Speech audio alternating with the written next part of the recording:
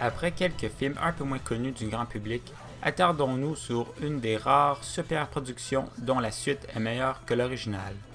Dragon 2 ou How to Train Your Dragon 2 pour la version originale est un film que l'on pourrait rentrer dans la catégorie d'action-aventure, produite par le studio DreamWorks Animation. Nous retrouvons donc Harold 5 ans après les aventures du premier opus. Les dragons, qui étaient autrefois les ennemis jurés du village de Burke, sont devenus les meilleurs alliés des Vikings qui y habitent. Cette conciliation a été le fruit de Harold qui a secouru et sauvé la vie d'un dragon alors qu'il aurait dû être tué. Grâce à lui, les dragons sont devenus une forme d'animal domestique d'une grande utilité. 5 ans ont passé et Stoic, le père de Harold, veut passer le flambeau à son fils en ce qui concerne la gouvernance du village. Cependant, Harold ne veut rien savoir des formalités de l'emploi que son père souhaite lui inculper. Pour le moment, il souhaite être indépendant et voler de ses propres ailes. Pour compliquer la chose, une armée dirigée par un nouveau maître des dragons nommé Draco s'avance tranquillement mais sûrement vers le village. Ce dernier souhaite en quelque sorte conquérir le monde grâce à un dragon alpha qui pourra hypnotiser l'ensemble des créatures. En le pourchassant, Harold retrouvera sa mère, avec qui il n'a eu aucun contact depuis qu'il était bébé. Maintenant entouré de toute sa famille, Harold devra faire face aux dangers qui planent sur l'ensemble du village de Burke et le reste de la planète. L'histoire de Dragon 2 est très prenante et intéressante. Nous ne suivons pas uniquement les aventures d'Harold, mais également de ses amis. Maintenant tous âgés de 20 ans, la dynamique du groupe a changé, même si les personnages eux-mêmes n'ont pas changé d'un poil. Il n'est pas faux de dire que certains héros de l'histoire ne sont pas très originaux. Par exemple, Harold est le jeune homme type qui ne souhaite pas suivre les traces de son père. Il aimerait poursuivre seul la cartographie du monde qui l'entoure. Astrid est l'amoureuse de Harold depuis le premier film. Elle est un des seuls personnages féminins de l'histoire avec la mère de Harold et est le stéréotype même du garçon manqué. Même avec des personnages clichés, cela n'enlève rien à l'univers assez impressionnant du film.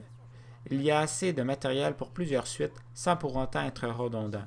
Ce n'est pas pour rien qu'il y a une série télé poursuivant les aventures de toute la bande. Comme dans tout bon film d'aventure épique, plusieurs points de vue ou récits nous sont présentés en parallèle à la trame principale. J'aime bien cet aspect du film qui nous permet de briser une certaine lassitude que l'on pourrait ressentir à propos de certains personnages. Par contre, le déroulement du récit a semblé être un peu trop lent à mon goût au moment où Harold retrouve sa mère. Pendant une vingtaine de minutes, l'histoire ne progresse que très peu. On apprend bien comment sa mère a vécu durant toutes ces années à l'écart de son fils et de son mari, mais cela semble trop peu pour attirer mon attention. Heureusement, tout s'enclenche après la première demi-heure lors des premiers assauts des dragons. Après cela, le film ne semble plus avoir de frein, rien ne semble s'arrêter, sauf pour reprendre notre souffle quelques instants. Les scènes d'action sont d'ailleurs le point fort du long métrage. La caméra qui suit les héros en plein vol sur le dragon est assez hallucinante. Un peu à la manière d'un film des Avengers ou des scènes les plus épiques de Trône de Fer, l'action est très fluide et la caméra glisse d'une scène à l'autre. Le film est aussi excellent pour présenter la grandeur des décors et des environnements. Chaque lieu semble unique en son genre. La qualité de l'animation est bluffante. Des cheveux des différents protagonistes jusqu'aux arbres sur une île de l'autre côté d'un lac, le sens du détail est remarquable. J'ai bien aimé que les animateurs aient décidé d'utiliser un système hybride entre une animation créée à partir de captures de mouvement et faite directement à l'ordinateur.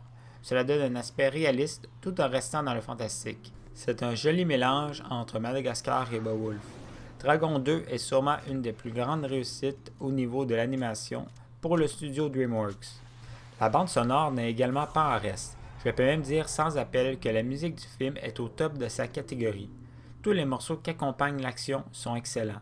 Ces derniers rendent encore plus épiques les scènes d'action présentées à l'écran. La fin du film démontre très bien ce que la musique peut apporter de plus dans certaines scènes.